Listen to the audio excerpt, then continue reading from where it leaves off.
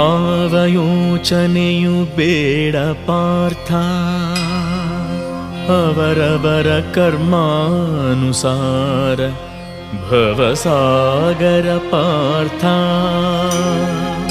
ಹುಟ್ಟಿದವ ಮರಣಿಸಲೇಬೇಕು, ಮರಣಿಸಿದವ ಮತ್ತೆ ಹುಟ್ಟಲೇಬೇಕು.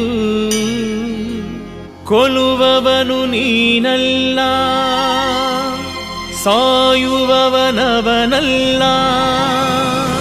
ಪರಿವರ್ತನೆ ಜಗದ ನಿಯಮ, ಇದುವೇ ನಿಸರ್ಗದ ಧರ್ಮ. ಸರ್ವ ಜೀವಾತ್ಮದೊಳಿರುವ ಪರಮಾತ್ಮ ನಾನೇ,